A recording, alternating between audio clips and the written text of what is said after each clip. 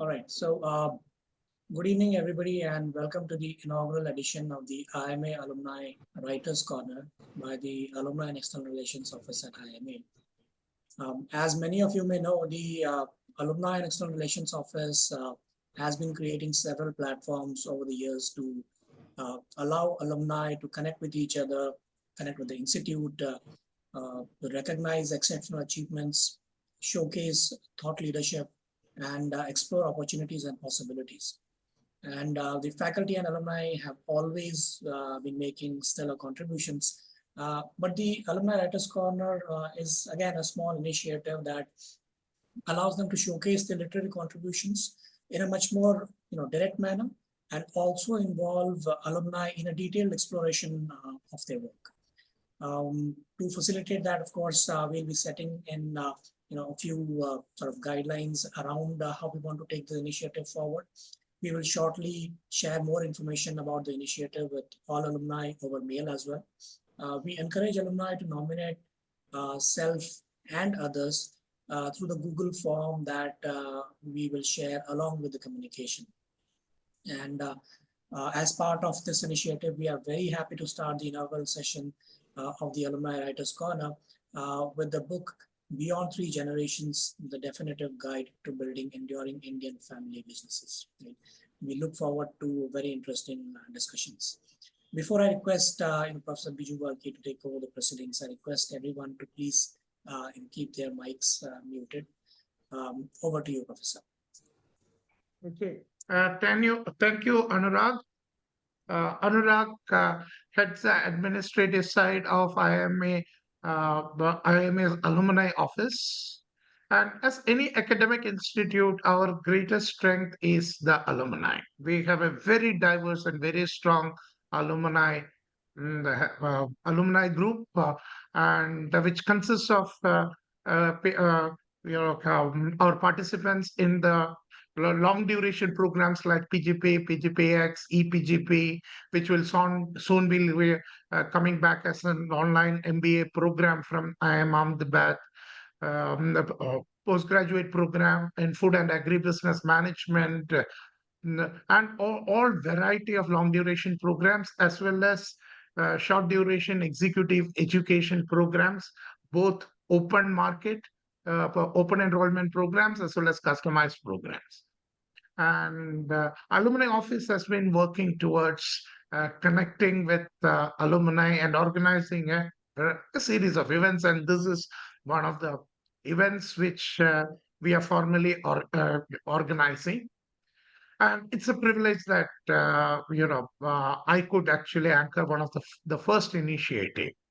And when I discussed about this, particularly after reading this wonderful book, I discussed it with my colleague and good friend, Professor Sunil Maheshwari, who is currently Dean of Alumni and External Relations. And he was really happy to say that we should take this initiative forward. And so here we are. In this book, which is titled Beyond Three Generations, the Definitive Guide to Building Enduring Indian Family Businesses, published by HarperCollins, is a wonderful, in my opinion, is a wonderful effort, spearheaded by 4 authors. Okay, and we are glad that 2 of these authors are also our IIM Ahmedabad alumni, Mr. M.S.A. Kumar and Mr. Navas. And 2 other other authors, Mr. Feroz and Mr. George Zakaria, together they have contributed this extremely valuable organizing of the book. So first, maybe rather than congratulating, I should actually say thank you, authors, for writing a wonderful piece of work, because it's something which is very much needed. Okay. And why about family businesses? Okay, why is the significance of it? Some of this data is very interesting. That as on 2022, 70% of the publicly listed companies were part of the family, were owned by families, run by 85% of the private firms are owned by the families, and 70% of the employees in our country work in family-owned firms of different sizes, from extremely large firms to very small firms. Okay, and as this book really starts, in fact, the first line of the book itself is which talks about that is extremely interesting, that the formal part of the book is very interesting, is the enduring family business, which is chapter one. The authors have said the family as an entity is one of the oldest surviving institutions of humankind. Yet, that's the paradox. That's the irony. Family businesses hardly last beyond 3 generations. Okay, and that's what it says. So it's a real, it's an interesting paradox to examine. It's not that this book and we are the first to examine. A lot of people have actually examined that. Okay, and it's, though traditionally, which PwC's 2023 State of India's Family Business Report also, which I was going through quotes by telling, while the family businesses in India have extremely contributed, and their study actually shows that the family businesses are outperforming the global performance of family firms, but family firms in India still have branding on an image crisis. Okay, they use the word that you still see them as Lala companies, very conservative, like this. And that is where the significance of these, what you call books like these comes. Okay, where authors have painstakingly delved into case studies of actual companies which have survived through generations. Okay, and so rather also, while it's a very good read, it's also worth, it gives a lot of food for thought for different sets of people, businessmen, family business leaders, or members of the family. Okay, the employees who are part of the family businesses, academics, consultants. There is a lot of what you call food for thought for all these people, and the authors have wonderfully crafted it. Okay, I'm not really about talking more about it. So then we actually thought, let's listen from the authors. Okay, so the first authors and the relevant people, and try to have a book reading session as well as a discussion session. So my first task is to introduce the panelist. Okay, so Mr. M.S.A. Kumar. Mr. M.S.A. Kumar is an IIM alumni of the PGP Special Package Program in Agriculture 1976. Okay, is a family business advisor and a CEO coach at the Catalyst 360 since April 350. Personally, it is a privilege for me to know Mr. Kumar, a very distinguished identity. I think when Mr. Kumar passed at IIM, I would have been in primary school. Okay, Mr. Kumar is responsible for heading the full spectrum of services in CE coaching and family business advisory services in the area of family business constitution, succession planning, wealth and management, governance and performance management, and review systems. At the early stage of his career, MSA worked with Sanders and Bayer for around 2 decades, and later shifted on to the family bank business of A.V. Thomas and Company, Chennai, for 2 decades. The system and process-based experience of the two multinationals, coupled with heading A.V. Thomas and Company as non-family CEO, but took CEO to the world of family managed business arena.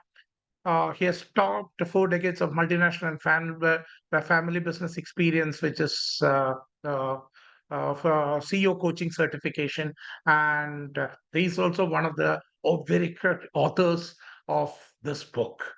Okay, thank you. Let me welcome him to the meeting, to our panel discussion, and also thank him personally for being an author, okay, and contributing the knowledge for. Next is Mr. Navas. Meeran is the chairman of the group Meeran, a fast developing and progressive group out of Kerala. The group has varied business interest in food processing, tea, thread rubber, rubberized tire mattresses, sports, etc.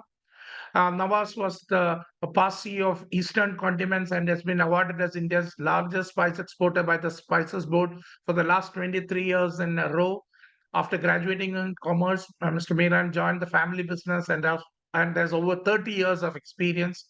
Through his leadership, the condiments business of Eastern has gained global presence, and its growth in the international market continues to soar.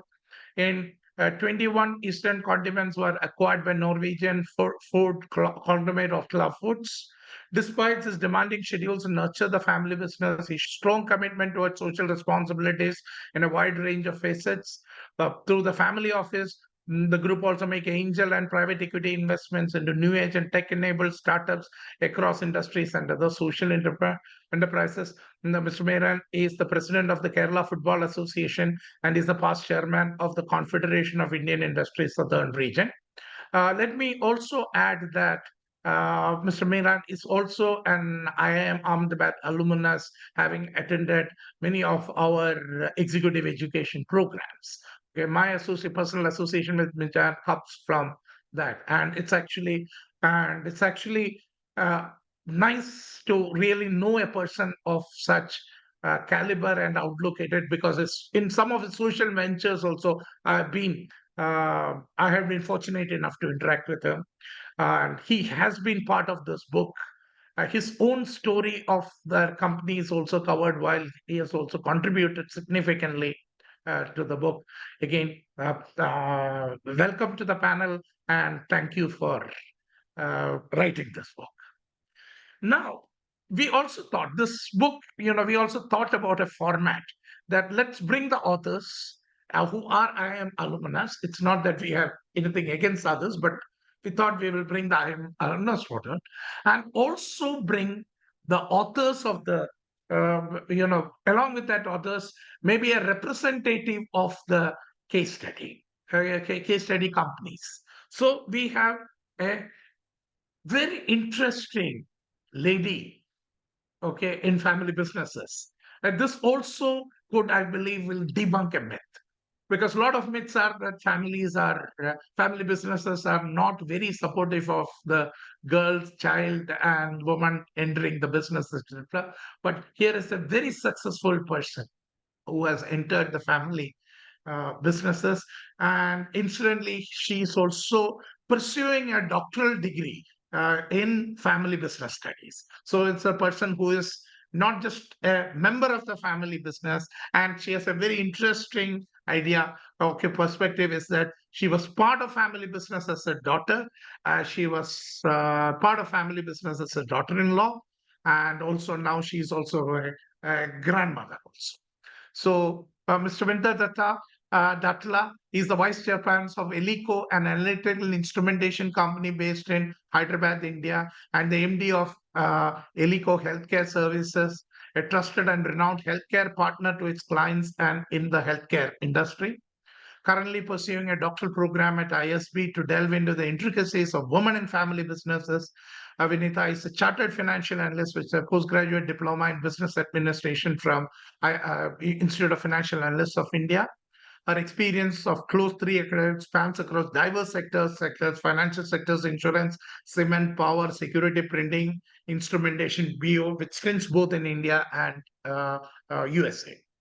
A true champion of diversity, inclusion, and women empowerment, Vanita has been working tirelessly over the past decade to improve women's representation in the corporate sector through policies, mentoring, and best practices. Leading industry forums at the state, regional, and national level has helped her gain experience, which has enabled her to be an independent director on corporate boards, as well as advisor to many academic institutions and social non-profit organizations. A treasurer in a non-profit Women in Network.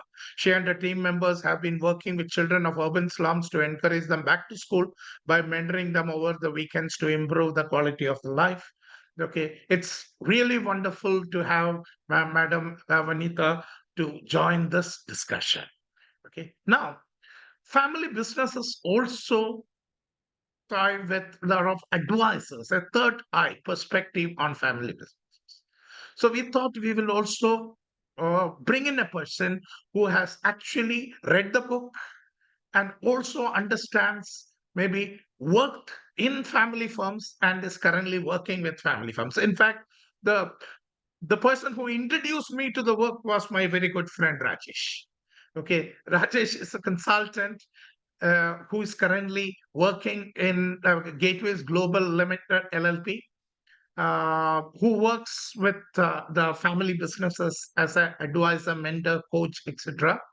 With over 2 decades of industry experience, he has proved his matchless professionalism and skills in executive coaching and family business advisory. His collaboration with multitude of family businesses and MNCs across India and the Middle East stand as testimonials to his training and entrepreneurial efficiency. His surveys are functional across rates of domains like academics, hospitality, consulting, and manufacturing. He has been consulting a bunch of successful family business ventures that have added to his professional records of pride and glory. He's also recognized and awarded for his coaching excellence with the designation of Professional Certified Coach by the International Coaching Federation. He is a mentor coach for the Institute of Executive Coaching Australia and a family business facilitator for the ISB, India School of Business, ISB Hyderabad. Okay, and there are what you call, he works with a wide variety of family firms as an advisor consultant and also observes the dynamics of family firms. Incidentally, Mr. Rajesh also has been part of a couple of our executive education programs, though he has yet to get IIM alumni status. He will have to do, some more work to get that. Welcome, Rajesh, for being part of this. Okay. Now, how are we going to proceed in this is as a facilitator, panel moderator, I am going to ask certain questions to to our team members, and we will go in multiple rounds. Participant listeners can send their questions by chat. Okay, if it is, otherwise you can wait for question answer time. Maybe we will try to stop after one round and take 1 or 2 questions and then move to the second round, or we will have a bulk question time towards the end of the program. But to ensure that questions are kept lined around it, our team will be curating the questions and sharing it with me so that I can bring it to the. Okay, so the first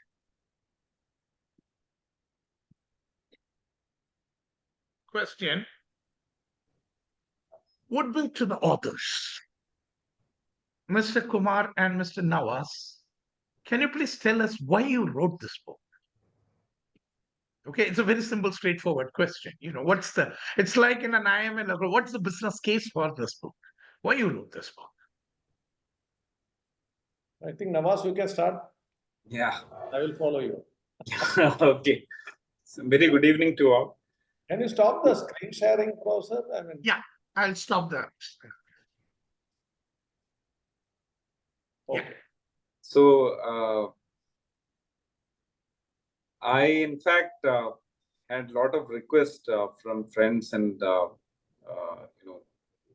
others on why don't you write a book on Eastern success? That kept on coming to me, and then I started slowly thinking about it, and then it felt like I was part of family business initiative by CII. So I could make out that there are various issues that actually concerns family businesses that actually keep away the focus of doing business and rather putting a lot of effort on housekeeping and stuff like that. So that's the reason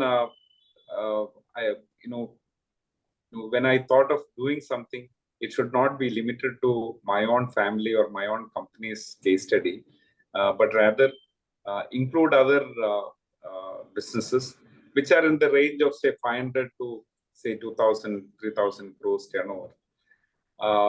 And second thing was that, when whatever I say it from the family side. So MSA Kumar, a very old friend of mine, who is, we know each other for more than 25 years. So Kumar, he was into family business consulting. So we used to chat about issues and things like that. So I was telling him that I can talk about the family and related issues, whereas Kumar can talk about as working as a professional in a family business for more than 20 years. He also will be able to bring in a lot of insights into what all things need to be done and what not to be done as far as managing a family business is concerned. I'll stop here. Thank you. Kumar. Yeah, I think primarily, first of all, thanks to Professor Biju Varkey and Anurag Chowdhury and his team and the alumni office. And once I see the backdrop of Anurag when he comes on the screen, I'm reminded of going back to something like 1974-76. I'm surprised that you're that young, Professor Biju, that you told you were in the primary class at that time. That really reflects your very young age and young mind. Anyway, coming to the subject, I think as Navas mentioned, primarily as Professor Varkey listed out, I worked with, immediately after my IIM, I worked with two multinationals, Sandoz and Bayer, for 2 decades almost. And then switched track to A.V. Thomas and Company, a small or not small, mid-sized family business group in South. People in South know AVT as a chief executive. And that was an experience in itself in terms of moving from regimented multinational structure to something like a family business structure. That is one reason which prompted me to align with. I think there is some disturbance coming. Can you mute everyone, Anurag? Except me, of course, then I can't speak. Okay. Basically, that's where I aligned with Navas and his brother Firoz and George Zakaria in terms of writing this book. One thing which Navas mentioned that post his father's demise, there was a thought that why don't we write something on Eastern, and then he explained that. So we thought we should have real life case studies, and when we went through the books on family,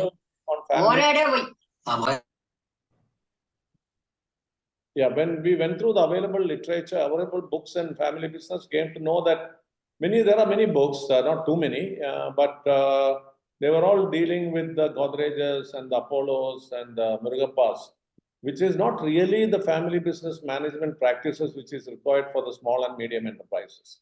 That's how we struck the idea that, okay, let's have 12 case studies, including Eastern, of course, Navas's company, and then launch this. So primarily, it were two motivations to write this book. One is, of course, my own background of being a professional in a multinational setup onto the family business. And second thing, my friendship with Navas.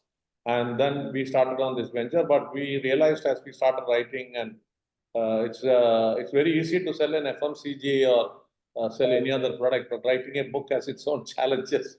We learned the hard way, but we are still thinking it has been a very enriching experience, and we still have thoughts to go for a second or a third book, but we will wait and see. Yeah. I think you are muted now. Mr. Kumar and Navas, could you just take a minute to actually talk about what have we covered in this book so that the audience would get a picture of? Kumar. Yeah, we have presented this in 12 chapters, and it doesn't give, in fact, one of the critical comments which came about the book from some of my friends and well-wishers is that, Kumar, okay, you have narrated so many things, but you people never give a solution to any of the problems you're facing in family business.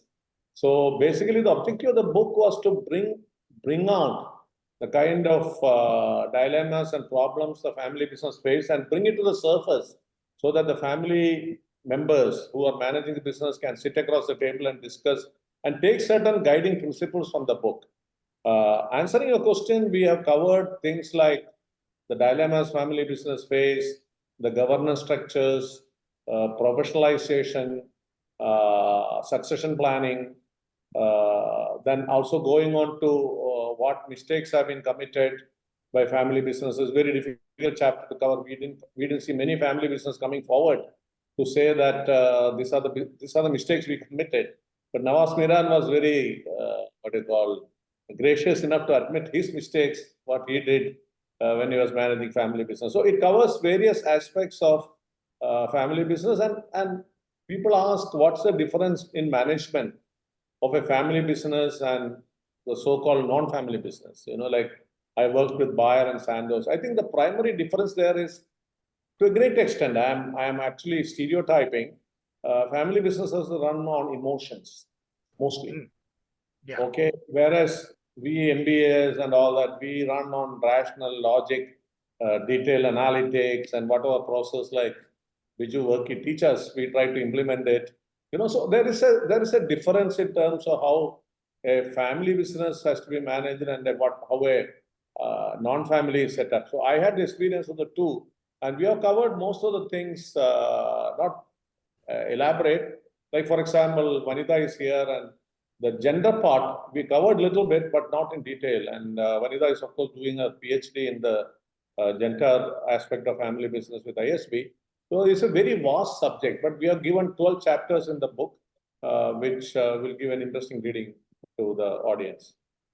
So to add to what Kumar said, there are a lot of things which we as family business, we try to push under the carpet. We just wanted to bring these things into the forefront so that people at least start discussing about it. That was the intent, be it succession planning, be it bringing in governance into the organization, and bringing in professionals to scale up the organization. Definitely, the capabilities that the family members will have may not be as required for what we need to scale the organization. So these are all things which makes people understand that we need to do a 360-degree intervention and be proactive so that you create a sustainable organization for the future. Again, you've gone mute. Thanks both of you. Let me go to Vanita.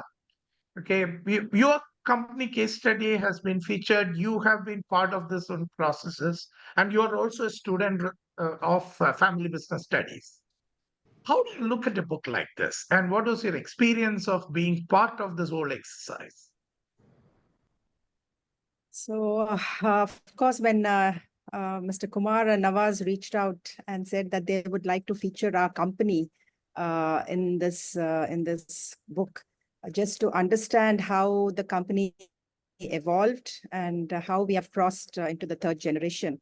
So I sort of felt that they would be more focusing on the operational aspect as to the strategy and how the company is actually growing, evolving over the decades, because the company was started way back in 1960s, and then subsequently in every decade, the regimes have changed, both politically, economically also.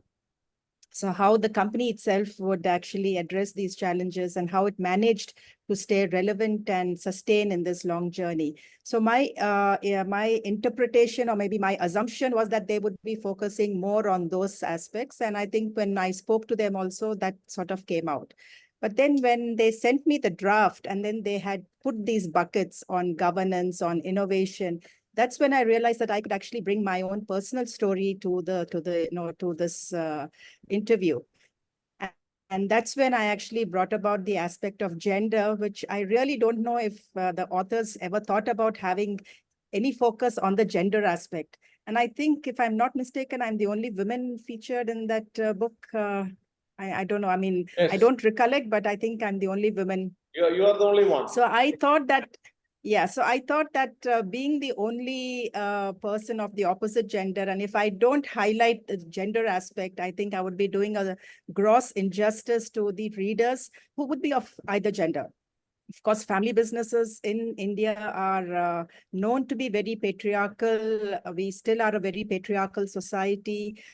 Family businesses, a lot of research and data has shown that they show, I mean, they are actually the last barriers where women can actually enter, and women actually find it much easier to transcend the barriers in professionally run organizations because they have a set of guiding principles that drive competency and merit over, over gender.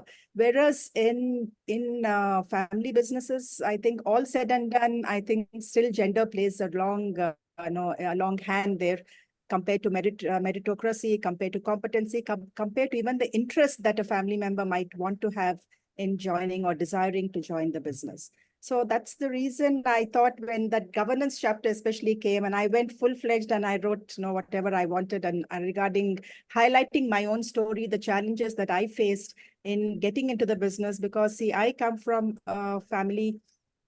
I was actually part of a third generation. So that's why I said granddaughter to grandmother, my journey in the last 30 years. I started off as a granddaughter in a family business, working with my grandfather, who never expected me to actually join the business because he had 4 grandsons and 2 granddaughters. And we both granddaughters were sort of groomed to be very good homemakers. And we were not expected to actually have a career for ourselves because this is almost 30 years back. But I think I was one of the outliers, and I always aspired to have a career. Of course, I never intentioned to have the career in the family business, but because circumstances did not allow me to actually go out and work, I then chose to ask my grandfather for a position in his business. And that's how my journey started. And I'm very, very sure that my grandfather sort of thought that, okay, my granddaughters come and ask me, it might not look, let's try to, sort of, cater to her demands and give her a soft role in one of the companies where she will not do too much of mischief, or she may not create too much of an issue, because you have to also understand that I was unqualified. I was not even a graduate those days. So I had absolutely zero or nil experience working in fact. So I could not bring anything to the table that was actually valuable to the company, with the only exception that I was related by blood to the promoters. So that being said, I don't think my grandfather expected me to last more than a few months, because he thought that the complexities itself of the business might sort of wean my interest away from this and say that, no, I would hang up my boots and my alliance with the business itself would come to a halt and I would step back. But of course, that didn't happen. I'm still running quite strong. It's 30 years now since I joined. I think I joined in 1994, to be precise, in November. This November, I will be completing 30 years in business. So I did work with my grandfather for about 5 years, post which was quite a traumatic time, because it was the first corporate hostile takeover. And there are a lot of learnings in that, because again, family businesses are known to have a lot of conflict resolution that does not happen between the family members. And that's how we were subjected to a hostile takeover. So post that, I did join my brother. I worked with him for close to a decade. And I took a break for my children's sake. And then I joined my husband, and it's been close to 15 years. So I come with the perspective of being in a family business that is an unrelated, either as a granddaughter or as a sister or as a wife. And these perspectives have then sort of, and there were a lot of challenges throughout these 3 decades. So I tried to understand whether other women in similar cases, have they faced similar challenges? Have they faced different challenges? And that is what actually prompted me to get into research of this area. And that's how I joined the Indian School of Business to pursue this doctoral program. And my thesis right now is looking at women from the Indian context and how they have made a difference to their family businesses. So I'll stop there a little bit, and then I can take it forward, the conversation forward. Wonderful. Thank you for actually introducing to the wonderful story. Let's go to Rajesh. Rajesh, you have been working with, observing, dealing with family business promoters, senior managers in turn, and you have read the book. Okay. So what do you think about this? Is this story real? And what do you think this book will contribute? Could you give your critical comments about? Okay, the first answer to you, the story is very, very real. Okay. So that's the first answer to you. I remember talking to Mr. Kumar when he introduced the book initially in December, that this book is going to be a reference book for people who are going to learn about family business. I think you have reached one step very closer to, I think, Mr. Kumar. I think, Mr. Navas, you can be proud of it, actually. I think this book is going to be definitely used by a lot of us. I'm talking about learners in family business. Why? As Professor mentioned initially, there are different segments of people who could be using this book. I would rather say there are three segments. One is the business owners. Second is the known family professionals in business. Third are the students who want to learn about family business. There are a lot of students nowadays do research about family business or study about family business. So there's three segments. And we talk about the business owners. There is always a fear of, which I see it in mid-segment Indian business family. There's a fear. There are basically three factors. One, there's a fear of professionalization. There's a fear of getting capital from outside. And there's a fear of expanding outside India. These three is very specifically mentioned with examples in the book. And if any business owner who has doubts about doing it, concerns about doing it, I think they have numerous examples mentioned in the book, especially the Dodla dairy case, or also the expanding of another dongres to outside India, and funding by Eastern, receiving funding by Eastern at a different level. So all those things give confidence to business leaders to understand what they need to focus on and move on with that. That's one aspect of it, actually. For a known family member in business, for them, they always come into kind of a sandwich position when they come to the organization first time, especially in the professionalization journey. A lot of people get experimented in the organization. For them, this book gives an insight into how family business behaves and which is the way the family business behaves and different types of family businesses. And this book covers a wide variety of different segments, from manufacturing to service to IT. Different types of manufacturing and single-owned family, multiple family members owned. So that's an insight if you look at it. The third and the most important aspect here, I would say, is for the students, for them to learn and refer this book from a long-term perspective. I think some of the organizations, institutions should be using this book as a reference for students to know about family business, especially, I think, like Mr. Kumar has mentioned initially, most of the family businesses here are at the mid-segment. The largest ones are kind of reach level of a, MNC or a semi-MNC structure. So the organizations mentioned here are real family business, and they have a real story to say. And this book gives one side an internal perspective, how a family business really behave, and also an external perspective from Mr. Kumar, when he talks about how a consultant's opinion or an expert's opinion comes there. That also give an insight. So these are two different insight. Actually, these are two different books, I would rather say, which is club, so that the reader would get knowledge from both the angle. So that's my take on the book. And I believe, I end here at this point of time. Great. Thanks, Rajesh. My 2 cents about this book, okay, one is very interesting is chapter 12. Okay, I'm not discounting any of the wonderful stories taking the journey, where chapter 12 actually discusses some of the undiscussables, okay, which actually tells what not to do. Okay, it's a very interesting insight about, what not to do in the context of family businesses. And the epilogue, the last unnumbered chapter, the authors present an interesting framework, the 7C framework. Okay, we have all heard about 7S framework of the McKinsey's, but it's a 7C framework of Kumar, Navas, Feroz, and George Zakaria, which possibly is going to be used to analyze, decode some of the family businesses. I hope that there would be a lot of work done on it. If the authors could throw some light on the 7C framework, that is like, to me, that's the crux of this whole takeaway. If you say that, what do you take away after reading this book is about understanding of 7C framework. So we have seen, Kumar, can I? Yeah, please. Yeah, so we have seen lack of clarity among the second generation, because in a family, if the second generation is, say, 4 or 5 kids, when they join business, the clarity has to be given by the leader of the family.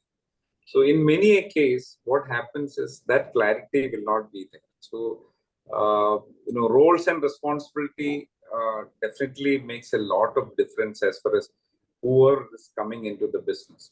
And that helps delegation. There is no doubt on that.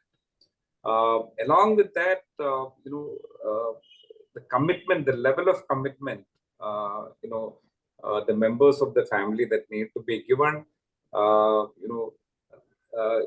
it has to be in a very balanced, but at the same time protected way, so that the focus has to be there, but at the same time you have to look outside of our business, so that you understand where the business environment is all going all about, and if something need to be added that synergizes the existing business, people have to fall in for that sort of a thing. And the third thing is consistency, where one has to place the organization above oneself. While taking decision, whatever the values and ethos of the organization, we have to be consistent on that, so that not just the family members, but people down the line, the entire organization, all stakeholders will understand and will act accordingly, so that it gets to a next level. As far as courage is concerned, one has to be entrepreneurial. There is no question about it. Decision making led by courage actually helps scaling the businesses. So that definitely need to be looked up into. And then the cohesion part, which I don't have to explain about. Every family will have different members, will have different thought process. How will the leader align all of them and come to a resolution, so that every one of them put effort into growing the business. Another thing which the sixth C is the competency, which it talks about the intangible, which is the capability. As far as scaling is concerned, the founder and his team can take organization to one level, but beyond that, you will have to bring in people from outside. You need to understand what are our capabilities. Definitely founders and founders' family members will have capability, will be capable of running the show. That would have taken the organization from 0 to 50 or to 100. But what is the capability that we require to take it from 100 to 1,000? And do we need help from external professionals? That is the one thing which talks about that. And then all put together, the compounding effect, that obviously will definitely be seen in the growth of the business and the success of the business when all of these things come together. Kumar, please add to it. Yeah, I think you have covered it quite well, Navas. And I'll quickly, for the sake of people who have not gone through the book, the 7 C's what Professor and Navas briefly touched upon: clarity, consistency, commitment, courage, cohesion, competency, and compounding in terms of interdependency of the 6 C's. Now, if you really ask me, okay, what is most critical to ensure an enduring family business which transcends beyond 3 generations? In fact, Professor Biju Varkey asked me that question once, that, okay, you have listed 7C model. What's most critical? As Navas was explaining about the 7 C's, what I find is that there are 3 C's which are very critical. One is clarity. See, unless there is clarity of purpose, like we say, many of us are from Kerala. When we go to buy fish, fresh fish in the market, we look at whether the fish is spoiled or, it's not, it's a very old fish. How do we look at it? We look at the head and just look at the gill and see whether it's red. Then we know the fish is fresh. So similarly, the clarity of thought, the clarity of purpose in the family business patriarch's mind makes a big difference in terms of one, building an enduring family business organization, and second, in terms of scaling. So I would put clarity as the topmost thing. And I've seen among my clients in family business where the leader doesn't have a clarity, gets confused very often, are family businesses which definitely perish and definitely not even last till the third generation. So number one is clarity. Two is the consistency. When you talk about consistency, many family business owners, not many, some of the family business owners go by episodial behavior and episodial judgment. One episode is good enough, which is not true. I mean, if you professionalize, I think we'll talk about it a little later. If you professionalize and you brought in a senior level person, one episode like he did something wrong, that is good enough to judge. So consistency of purpose, I would say, is the second most important C. And finally, what I say as the most important C is the cohesion. When you say about cohesion, it is question of managing conflict. And here is like what people like Rajesh and me thrive with our consultancy, because the family business owners, they can't, many times, I'm generalizing, can't talk among themselves, and they bring an outsider who is trustworthy and to whom it can be talked about. So that is where the cohesion in terms of togetherness, harmony in the family, and it's a long subject in terms of managing conflicts in families. So these are the 3 C's out of 7. All 7 are important, there's no doubt. And when you talk about the 4th one, competency, when Vanita mentioned that as a granddaughter, when she joined the family business, she was not even a graduate.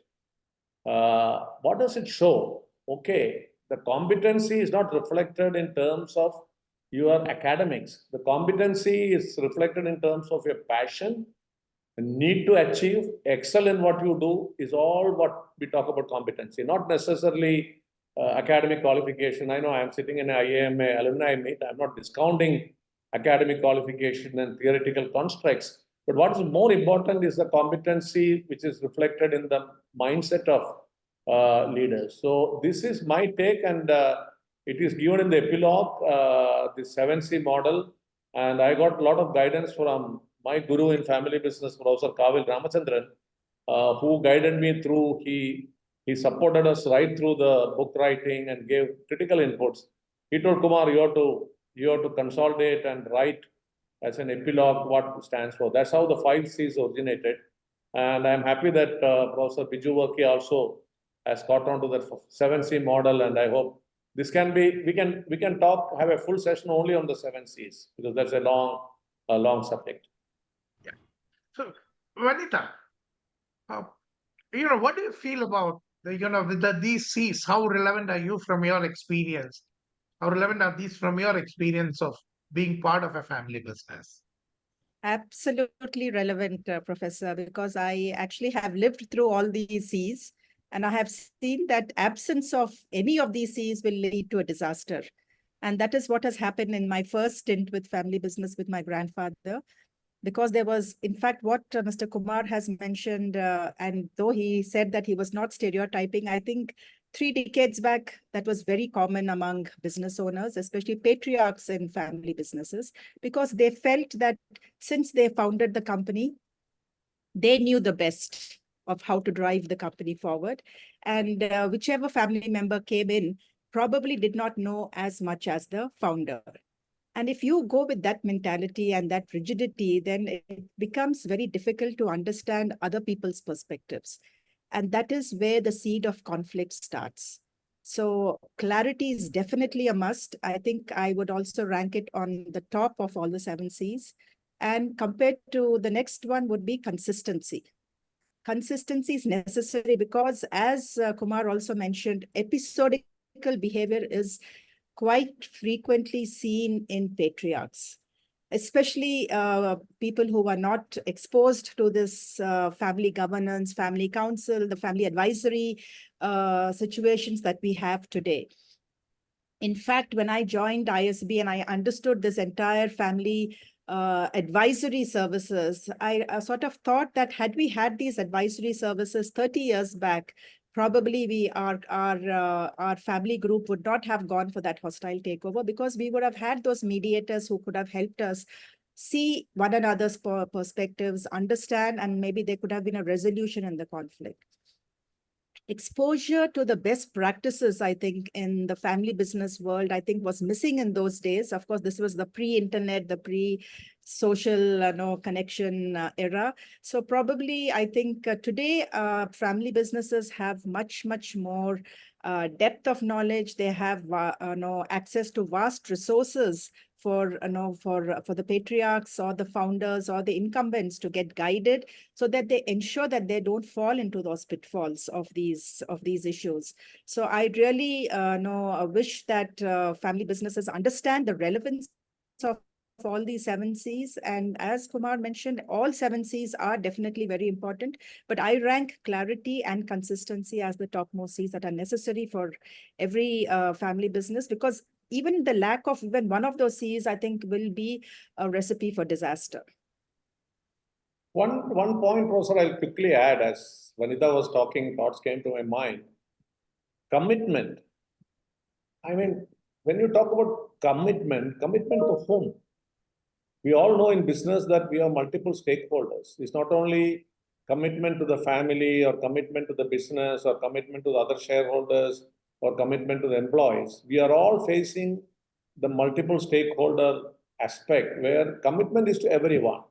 And the moment you have a value in the organization or in the family business, that organization above self, that is the commitment part. So as Vanita was talking, yes, I think the commitment to multiple stakeholders also becomes a very, very key C in that, Just wanted to add on. So let me go to Rajesh.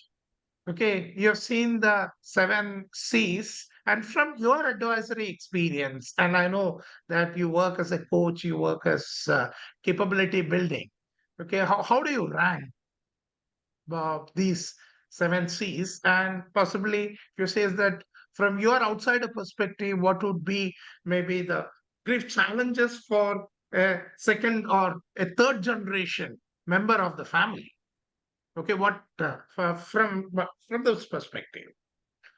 Professor, this 7 C's, which is mentioned in the book, are basically spot on.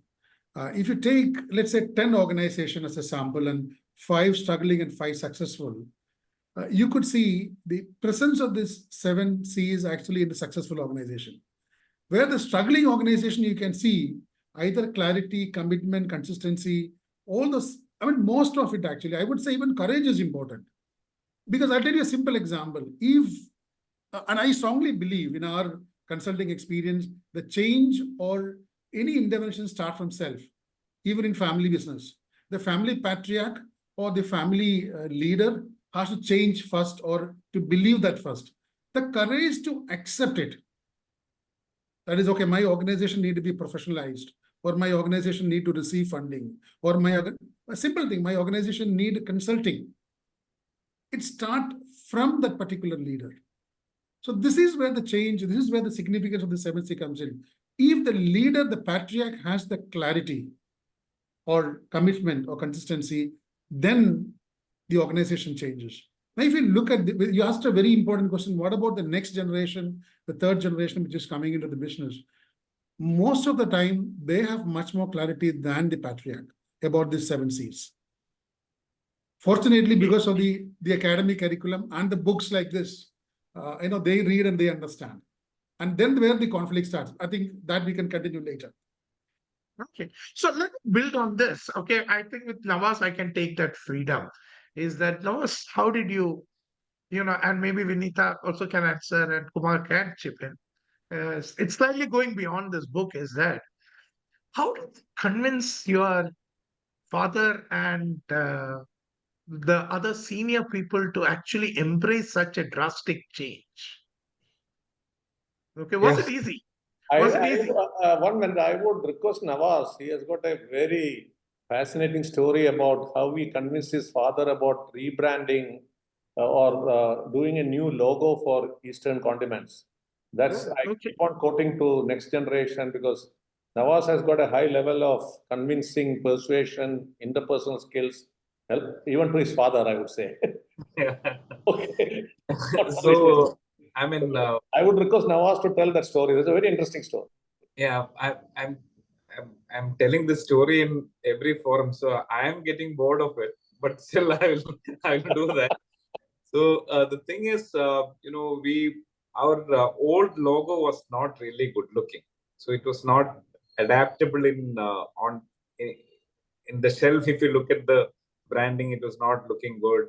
You put it on the visiting card, it's not looking good. So I was finding it difficult to convince my dad about changing the logo. So once I approached him and he says that, do you want to destroy the entire business which I have created by moving away from the logo which people have been used to? Then what I did was I parallelly started working on it.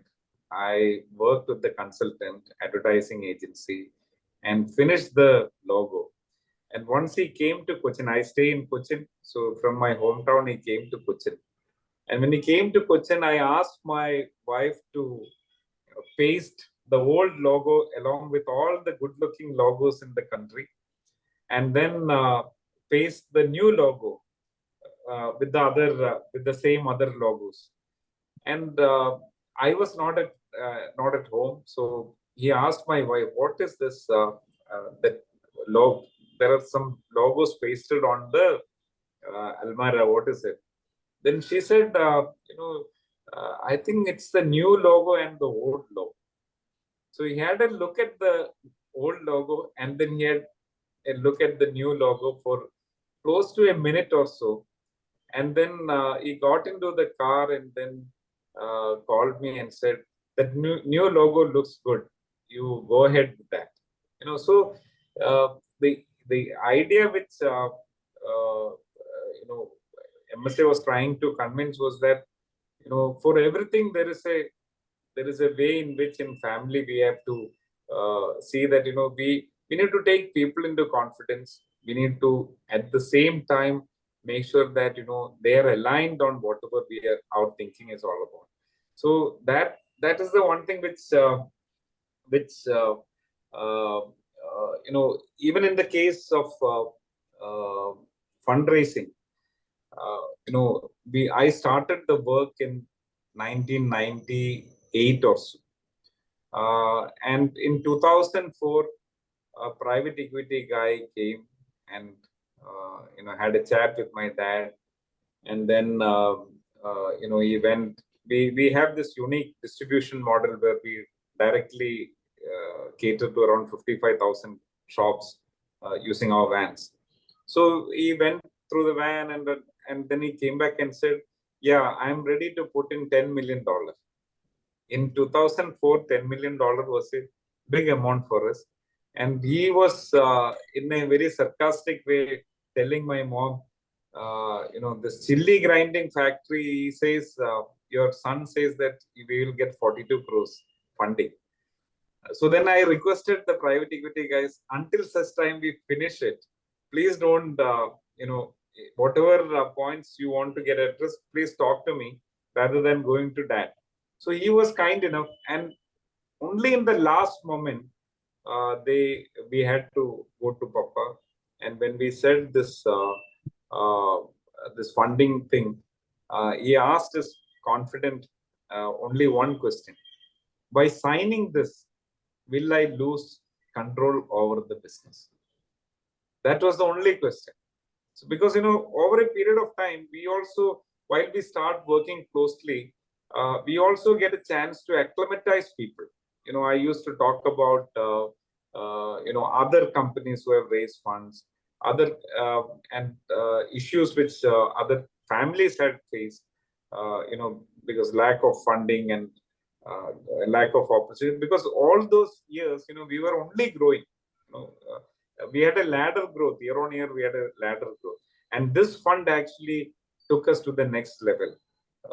And then came the issue of dilution, and when the dilution came in, His only one question was that, will I lose my control over the business? One more thing I would like to point here is, bringing professionals from outside. MSA always says this, that, you have, the Patrick will say that the new CEO coming in, you have all the freedom. It's full freedom. But then from day one, for anything and everything, when the CEO directs this to the people down the line, they will take a skip level and come to the Patrick and then ask whether we should do it or not. In at least 7 out of 10 cases, Patrick will have a different opinion. So bringing in people, family by themselves, they need to understand one thing, that the objective of bringing somebody from outside is to make sure that we are doing it in a very professional. Another thing is that, when you prepare a strategy document, when you prepare a budget, we are aligning and giving Ashirwad to the CEO for doing a lot of things. And he will be fully putting effort on all those things. And en route, if we start creating blockade, he will lose his interest. So that is the major reason why many of the family-run organizations, you have this issue of, the role clarity. If you're bringing in a CEO, what is his role? Under CEO, do we have an organization structure that is being placed? And for each CXO, is there a role clarity that is being very specifically given? This actually strengthens the delegation part. Without this delegation will never happen. We will say that we will give all the freedom, but then it stops at the person who is listening to the instruction from the CEO. That's what my experience is all about in this. Go to Vanita. So what was your experience of? So for me, I mean, added to being from the next generation, it was also the gender that was sitting on top of it. Yes. So traditionally, I might be against stereotyping here. Men don't like to take any sort of advice or any sort of inputs from women as such. And especially if it is, again, a woman family member, it could be a daughter, it could be a sister, it could be a wife. I always sense that there seems to be an element of discounting of that. However, appropriate the idea might be. This could have always taken into a different direction. And I always sort of used to either tell my husband, what if I was a brother to you? Would our conflicts be a little bit more different? Maybe if I was with my grandfather, if I was a grandson to you, would I be a little bit more aggressive? So by nature, not being very aggressive in terms of trying to get a collaboration or trying to get your ideas across, I think that helped me. Again, like using Navas's case, I think we try to be a little bit more covert in the way that we deal with things, and like not be in your face and not demand things to change, but rather take the softer route. And I always sort of give the analogy of a water. A water always flows into the into the lower realms. So at some point of time, definitely, if your idea, if your thought is really good for the organization, they will come around. And even though the idea sort of germinated from you, and if you do get other people around you, other stakeholders to buy in slowly over time, I think ultimately then the patriarch or the incumbent in the family businesses will sort of try to come into the line of thinking that you have had. So I think I've used that sort of implicit, covert way of trying to get things done rather than being aggressive and in the face type of a thing. And that has worked. And it has taken me some time in this entire 30 years. I don't say that from day one I could use it, but of late, I think that has been helping. And today I've gained the confidence, I've gained the courage to be more outspoken, to sort of be a little bit more rigid in my perspective, to ensure that I would like to get my things done this way. So I think I've reached to that stage where I'm able to command that sort of position. Okay, so let's take some questions at this point. Okay, there is a very interesting question from Alex Augustine. I think Alex worked with Mr. MSA Kumar's team.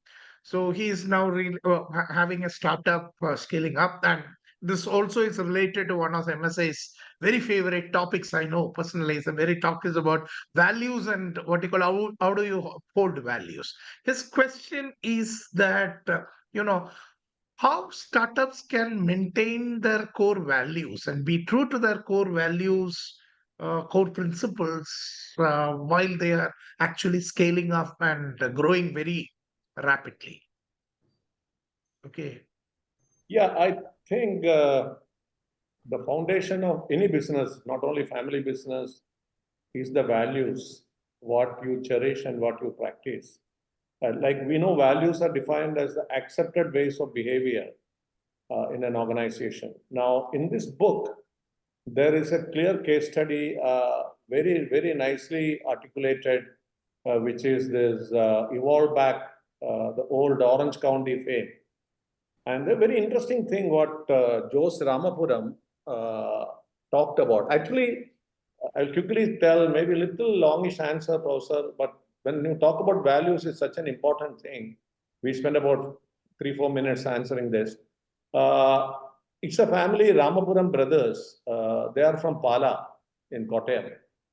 And the father, the grandfather started, the current generation is G3, the generation 3, which includes the person whom we interviewed for the book, Jose Ramapuram.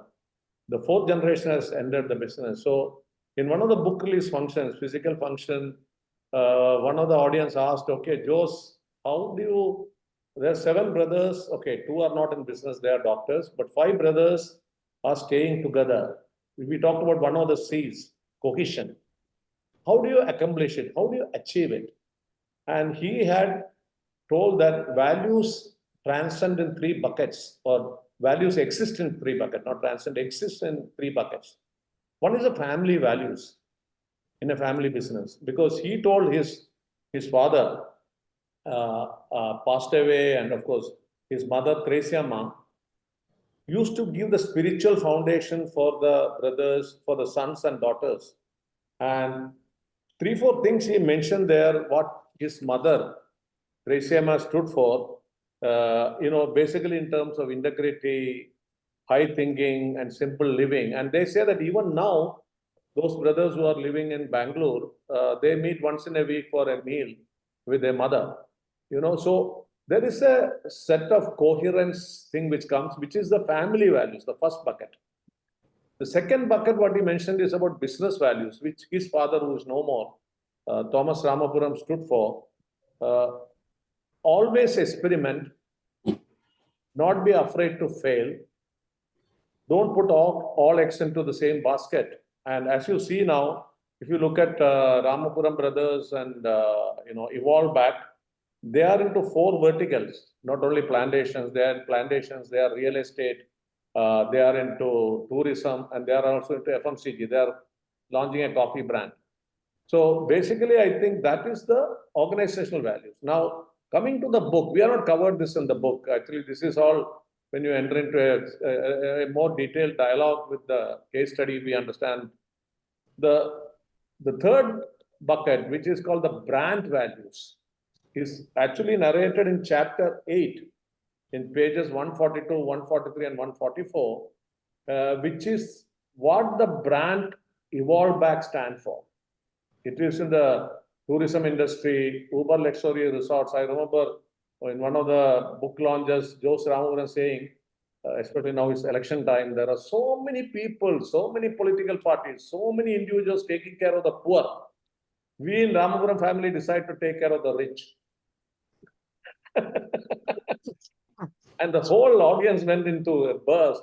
And it's true, if you look at Evolve Back, even for me, it's very, very difficult to get there. I mean, spend that kind of money for one night, anywhere between 1 to 1.5 lakhs per night. But he told that if you read, I don't want to go into that, it will take too long and cut into other subjects what Professor wants to cover. But read 142, 143, 144 pages, where Jose Ramapuram has told, he told it as SOPs. for the employees of the resort, and that is really you have to experience it. I mean, things like graciousness, cheerfulness, knowledge, intelligence, generosity, straight from the heart, attention to detail. And he told attention to detail is single spelling mistake, or a grammatical error in any of the communication with the customer, he will pull up that executive. Oh. Attention to detail, because you are a luxury brand. The brand has to speak for itself. So there are many examples given like that. So I think, Professor, I won't spend too much time. Personalized surveys, going the extra mile to satisfy or delight the guest, well articulated by Jose Ramapuram, and I would encourage you to read instead of we spending too much time. So basically, coming to values, Alex Augustine's question is not only for startups. Definitely, the founder, the patriarch, has to communicate the values, whether it's a family business or a startup venture, down the line, so that people, it doesn't look like a wall hanger. Values are not wall hangers, wherein you prepare a set of values and then put it in the CEO's room or the owner's room. It has to be practiced. So I would encourage you to read through chapter 8, the power of intangibles in the book, which gives the 10 SOPs for the brand values. So, in fact, Manish, Pajan, okay, PGP 98 has an interesting story.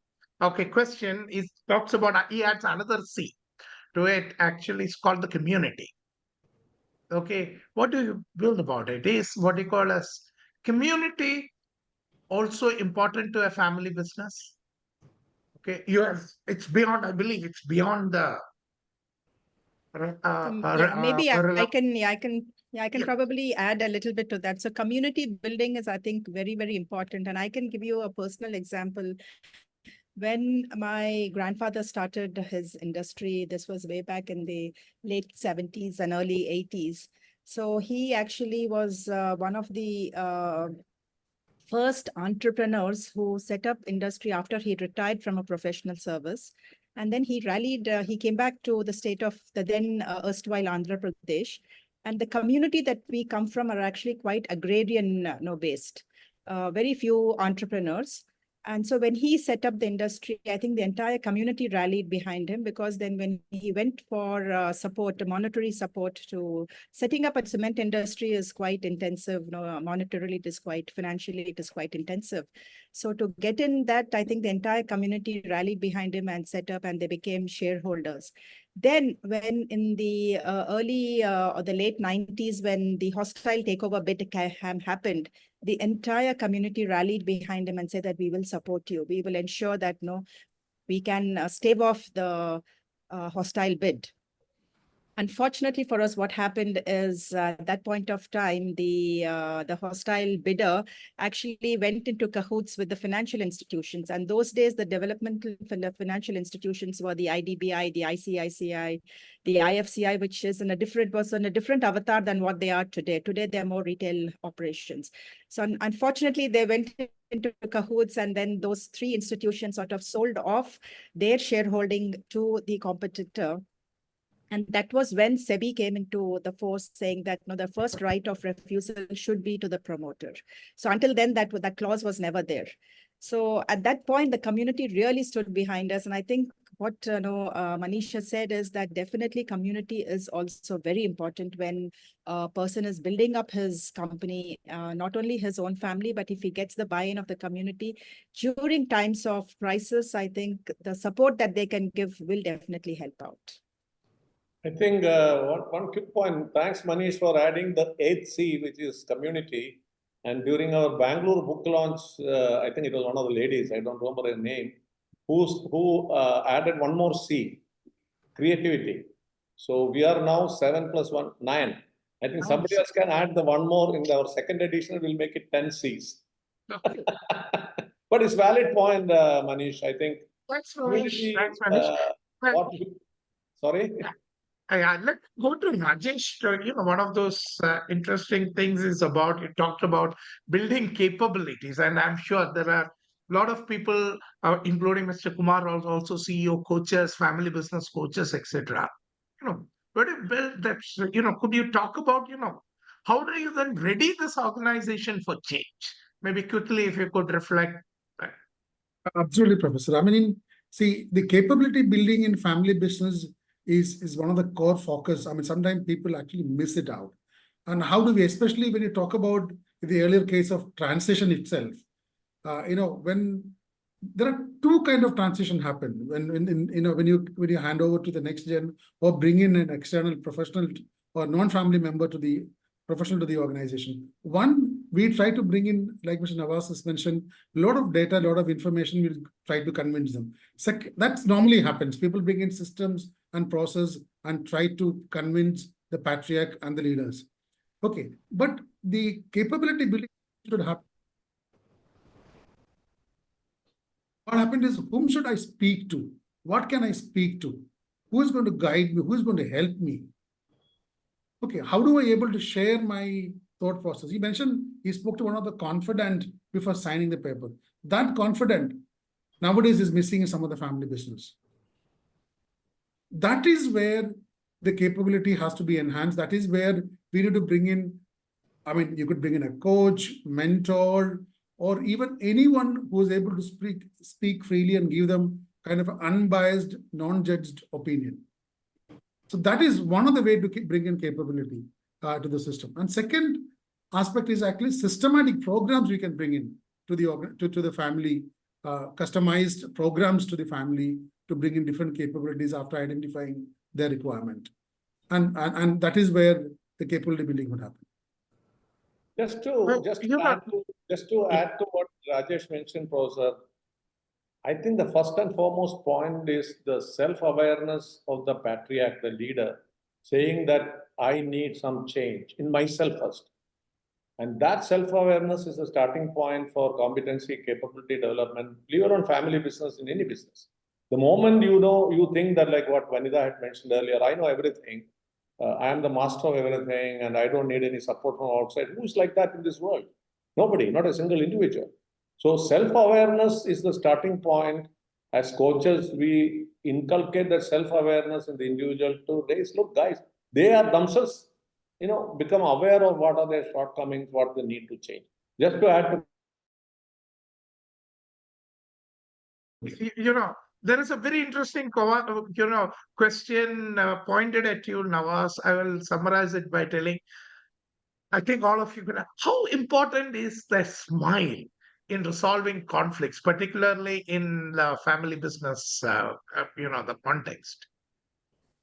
Okay, smile and cool composure, because I'm sure you go through a lot of stressful situations. Okay. Yeah. And maybe to both of, one more thing, both to Navas and Vanita, some point did you actually feel that you should throw it out and or lead a normal life? Because some of our students which we also deal with from family, this thing is that they actually say that, look, it's like a burden on me. Okay, I have a grandfather or a father who does not listen. I have siblings who are who have a different approach. I have the sibling spouses who have a very different approach, and I possibly have children who don't want to do anything at all with the family business. Yeah, so every second generation entrepreneur who is taking the lead to take the organization to the next level would have resigned from the organization nothing less than 10 times. So that's part and parcel of that's family, that's human. There will be a lot of conflicts. The issue is, what I think one of the best thing what I have seen in my dad was that, he was a good listener. In many cases, what happens is the listening is to counter you. So when the listening is to counter you, then you are in trouble. Then you will have to find different ways of addressing it, and smile definitely makes a lot of difference, of course, but more than smile is to listen to the other person. And see, I always used to quote an example. I say that from Cochin to my hometown, there are at least 3 routes. I can reach there. In many cases, what happens is, you know that X route will be the easiest way. But, somebody in the family is convinced that we should use the Y route. It takes probably 30 minutes more or 30 days more for getting something done. Give a chance to them, because, nothing like experiential learning. You can't teach someone by way of talking. Your experience, if you start pouring it out, then there is no end to it. The best thing is, if the clarity is there and the end destination is very clear, then taking a second route is also, you have to make others also win in this entire journey. So that's what I have seen working very well in family business. Navas, sorry, this is a question from your earlier JV partner, McCormick, CEO Sadish Rao. He is asking whether it's an inborn trait or have you learned it over a time? Is it yes, is it inborn? some of these are all things we learn over a period of time. I don't think there is something that is called inborn. Inborn, might be there, but then many of the things which we learn from what's happening in other family, how better you could have done it if you were in their place. These sort of analysis and observation definitely makes a lot of difference. And I feel that in my personal experience, I have learned a lot of things by, listening to others. Because, many cases what happens is our ego doesn't let certain things to happen.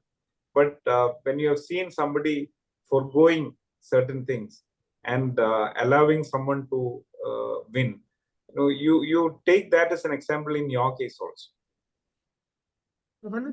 Would you? So I can add a little bit more, especially taking off on what Navas said. So yeah, definitely, as he said, though he said 10 times, I think in my case, it might have happened 3 to 4 times of trying to resign because thought processes didn't align, or we felt that we were just not relevant to the business itself. But apart from that, I thought that he mentioned about ego. So I think by majority of women don't have that ego, especially when they are working in family businesses, because they've already come from a situation where they were not entitled to be part of the family businesses, and yet they've become part of the family business. So I think ego doesn't play a huge role in that.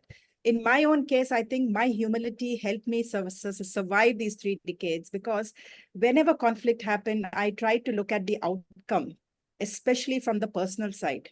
Because while you do have business conflicts, it will definitely spill over or translate into the personal side too. And I didn't want that to happen, especially since the first hostile takeover that happened did a huge mess in the family dynamics.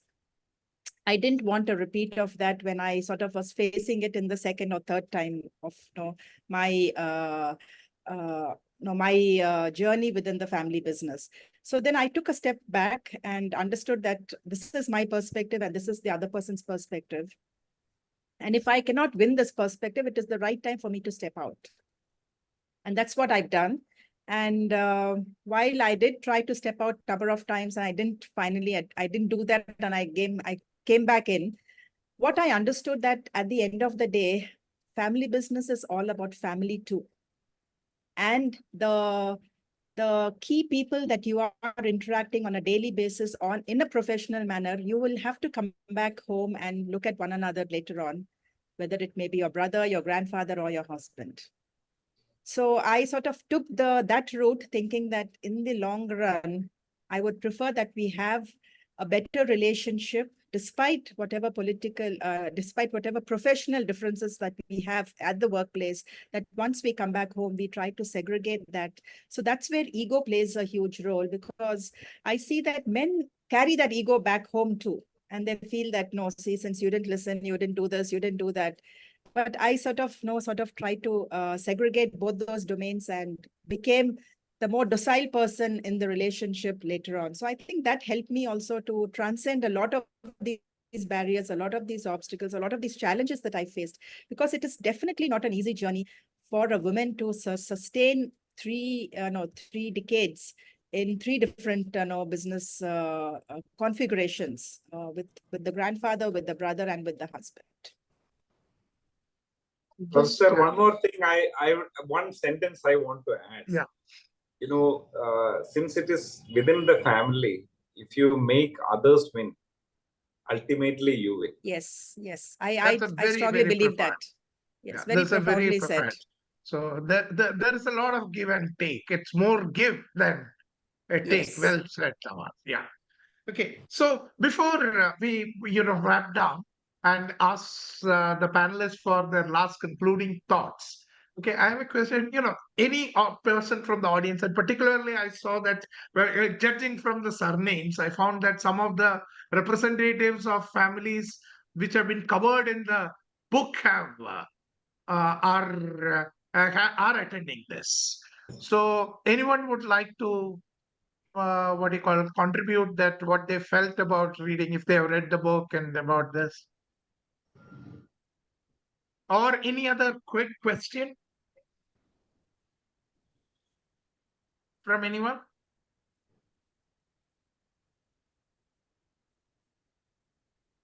So if there are no other questions, it's a nice opportunity to go. Any concluding thoughts, okay, from from any of the panelists? Let me start with Mr. Kumar. Yeah, one thing which, when I was listening to the other co-panelists and you, Professor, one of the things comes to my mind is, which is covered in the book.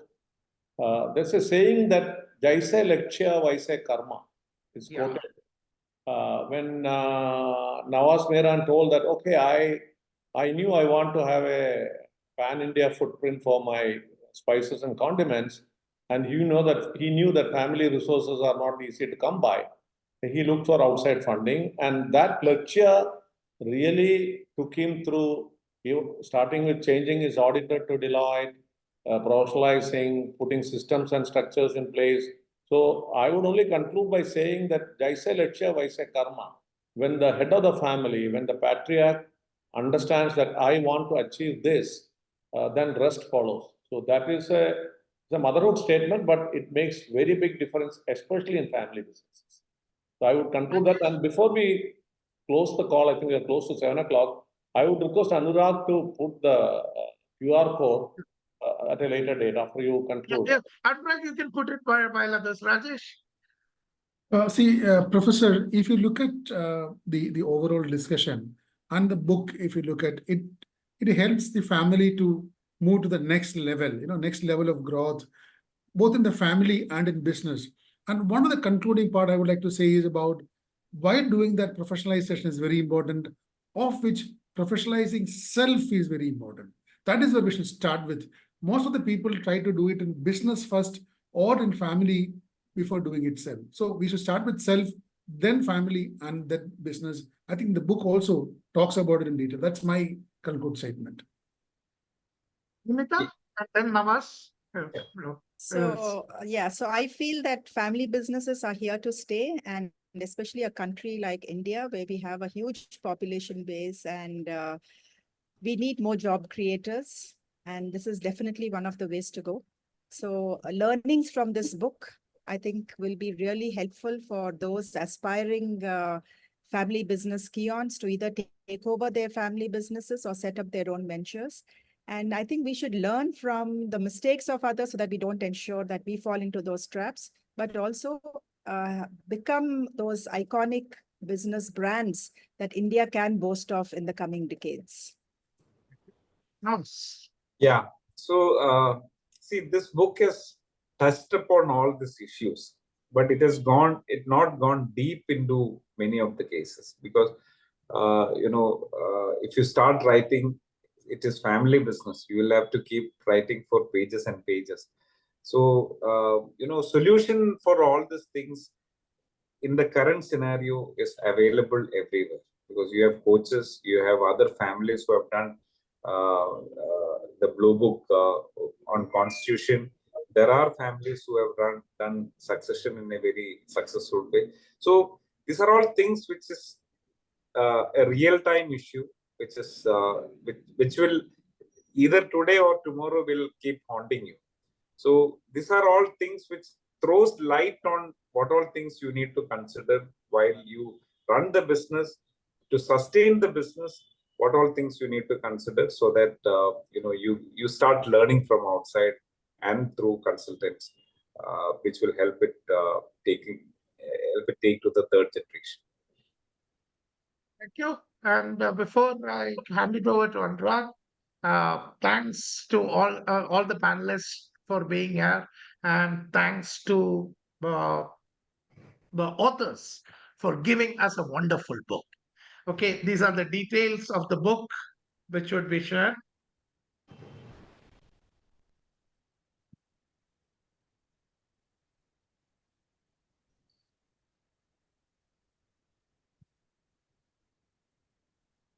Okay, it's available in Amazon.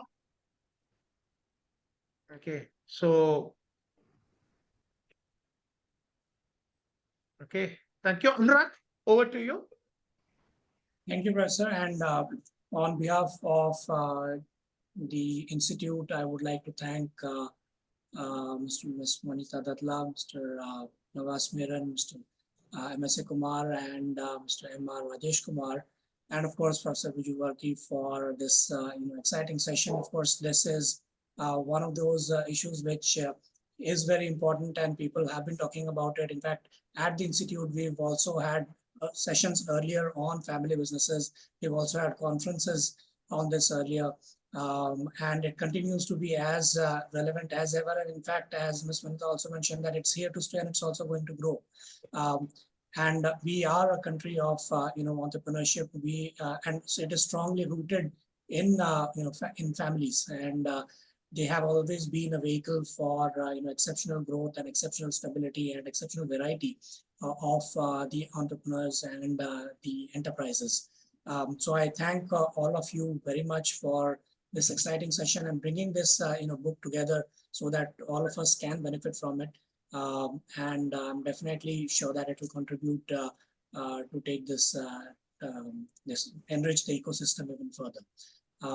So thank you very much, and look forward to your continued association and more such write-ups coming up in the future. Thank you very much. All have a great evening, and please do read the book. Okay, it's a wonderful read, and for all IIM alumni, the alumni office will be coming back with more such initiatives which would benefit all of us on a continuing learning platform. Thank you. Have a Sure. Thank you, everybody. Thank you. Thank you. Thank you, everyone. Bye. Bye. Thank you, Professor. See you.